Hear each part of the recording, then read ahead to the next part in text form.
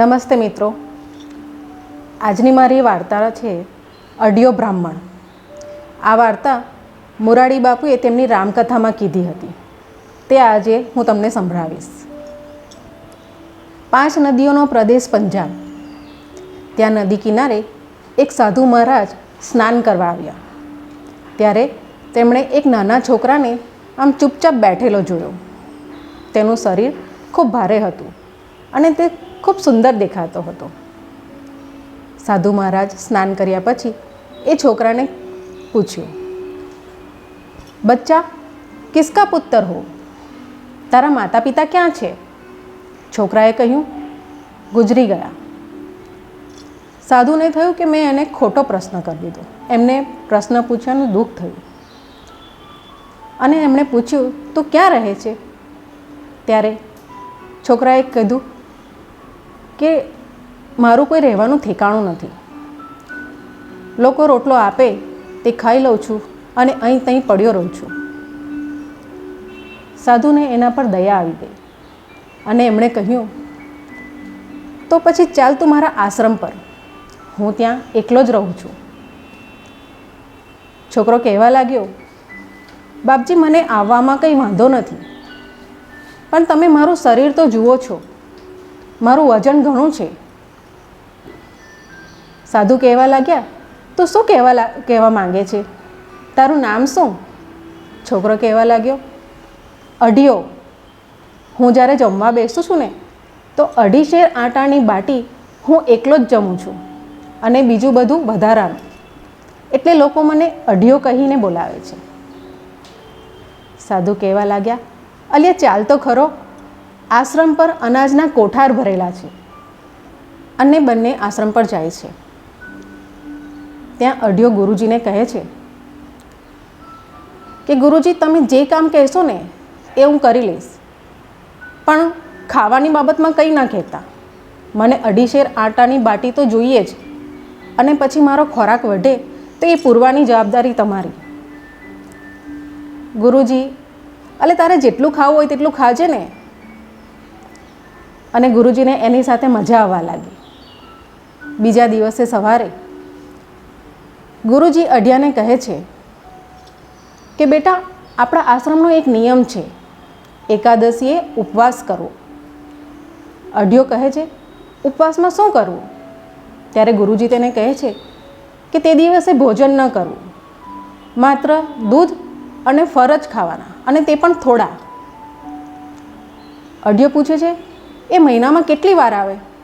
ગુરુજી કહેવા લાગે છે, 2 વાર, અંધારી અને અજવારી. ત્યારે અઢિયો કહે છે, નમો નારાયણ, તો પછી હું જાઉં છું. ત્યારે ગુરુજી કહે છે, પણ તું તારે જેટલું દૂધ પીવું હોય તેટલું પીજે, જેટલું ફળ ખાવા હોય એટલા ખાજે, પછી શું વાંધો છે? અઢિયો કહે, ના, મને તો બાટી જોઈશે જ. ત્યારે ગુરુજી કહેવા લાગે છે, પણ આપણા આશ્રમનો નિયમ છે. ત્યારે અઢિયો કહે છે, તો પછી તમે તમારો નિયમ બદલો, કાં તો પછી મને જવા દો.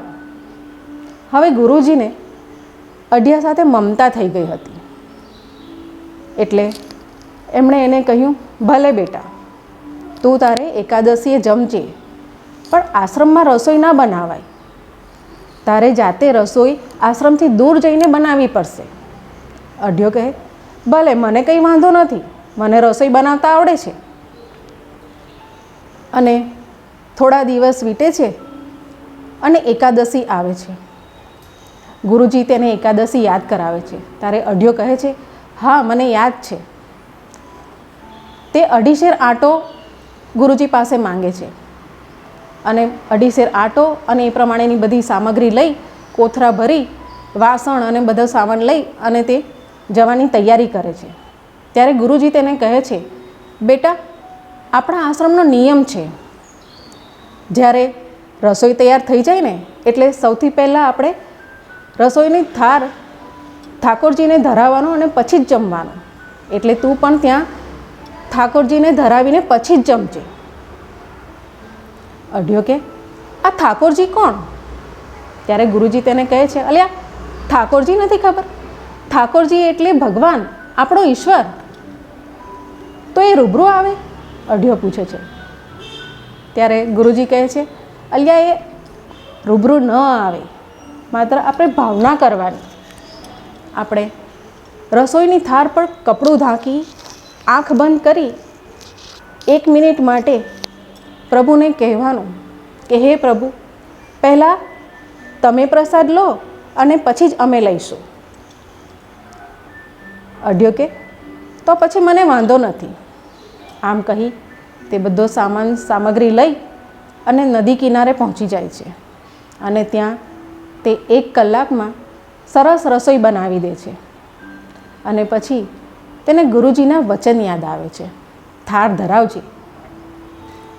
એટલે તે રસોઈની થાળ પર કપડું ઢાંકી આંખ બંધ કરી 1 મિનિટ માટે પૂરી શ્રદ્ધાથી ભગવાનને પુકારે છે, હે ગુરુજીના ઠાકોર, જમવા પધારો પધારો. અને એવામાં દ્વારકામાં હલચલ થવા માંડે છે. શ્રી રામચંદ્રજી ઊભા થાય છે. ત્યારે સીતામાં પૂછે છે, ક્યાં જાઓ છો? રામચંદ્ર કહેવા લાગે છે, અઢિયો બોલાવે છે. અને અડધી મિનિટ પૂરી થાય છે એમાં તો ભગવાન થાળ પરથી કપડું હટાવી જમવા માંડે છે. અહીંયા 1 મિનિટ પૂરી થતાં અઢિયો આંખો ખોલીને જુએ છે અને તરત પૂછવા લાગે છે, એ ભાઈ તમે કોણ? ત્યારે શ્રી રામચંદ્રજી બોલે છે, હું ગુરુજીનો ઠાકોર.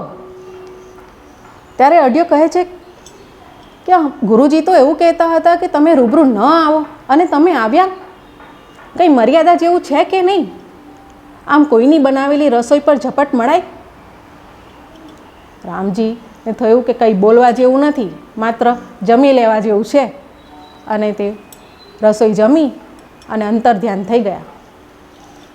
ભૂખ્યો અઢિયો સાધન સામગ્રી લઈ અને પાછો આશ્રમ પર આવે છે. ગુરુજી તેને પૂછે છે, શું તું જમ્યો? ત્યારે અઢિયો કહે છે, શું જમ્યો? ખાક. તમે તો કહેતા હતા ને કે તમારો ઠાકોર રૂબરૂ ન આવે, અને એ તો આવીને બધું ઉપાડી ગયો, સાવ ભૂખણસી છે.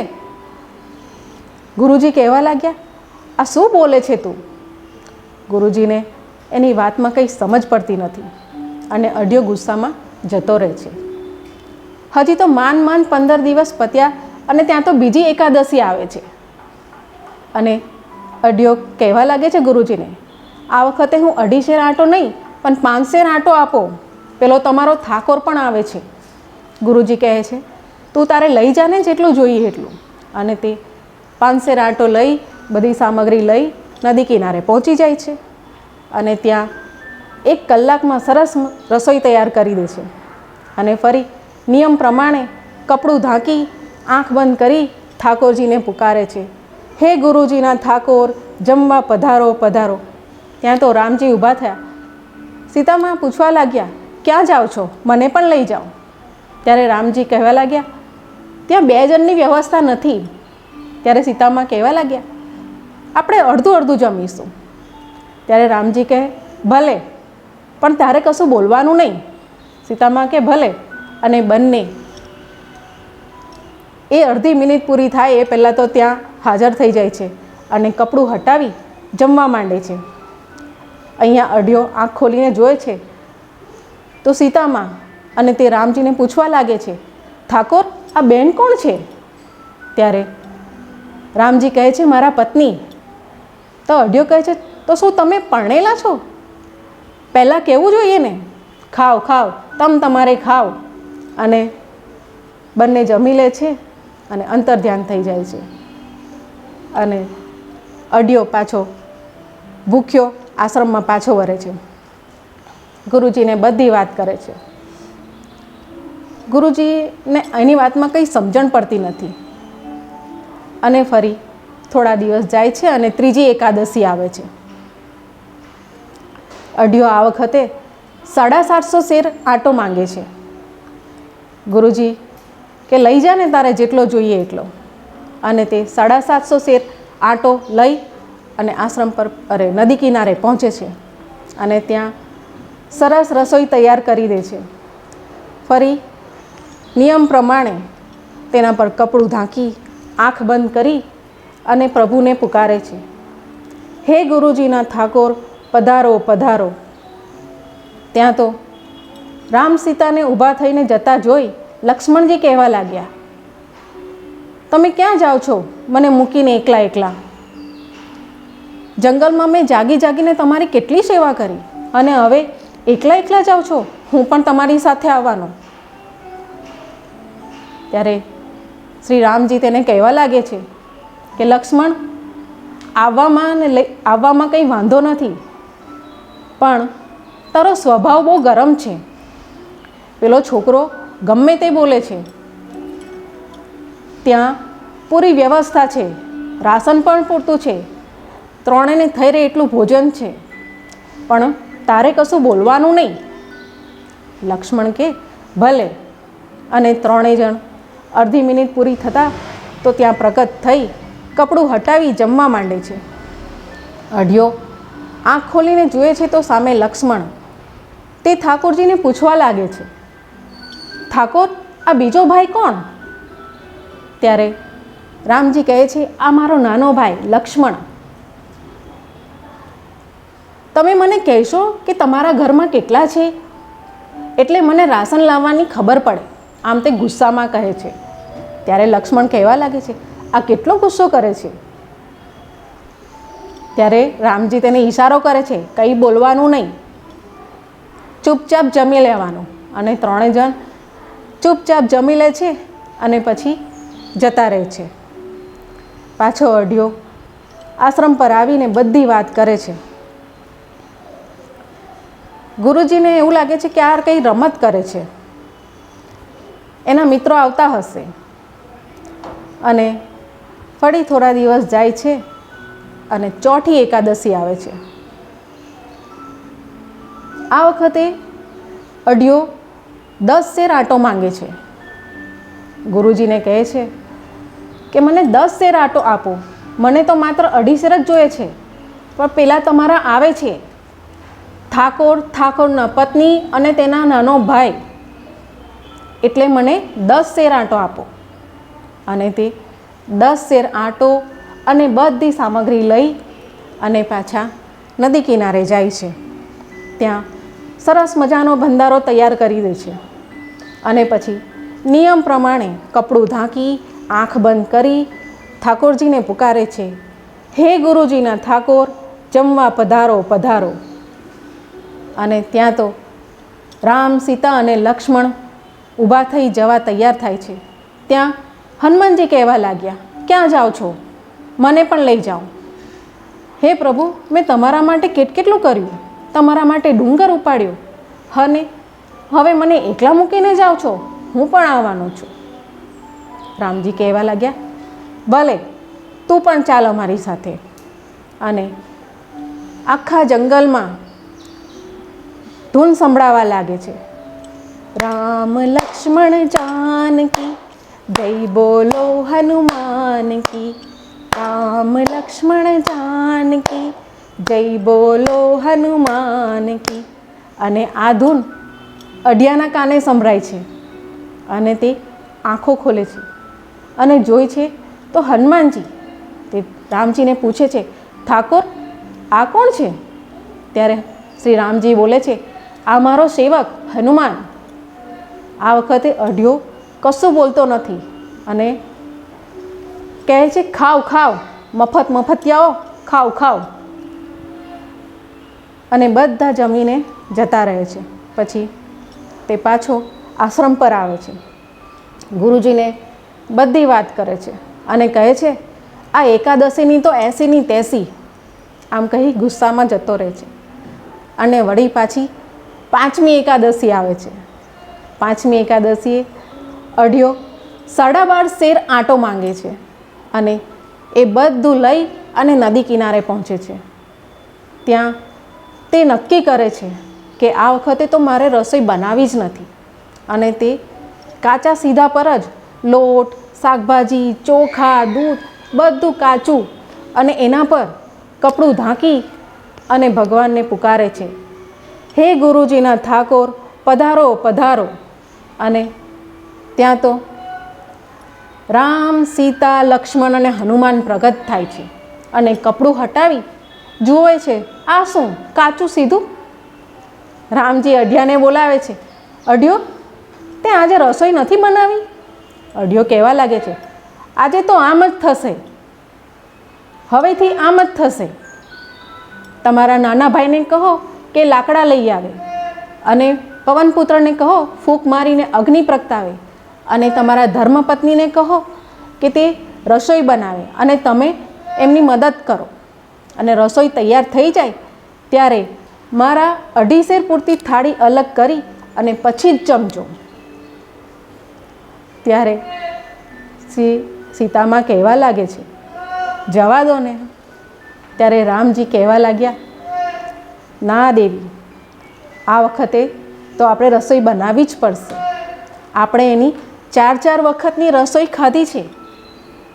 એટલે તેમણે લક્ષ્મણને કહ્યું, લક્ષ્મણ લાકડા લઈ આવ.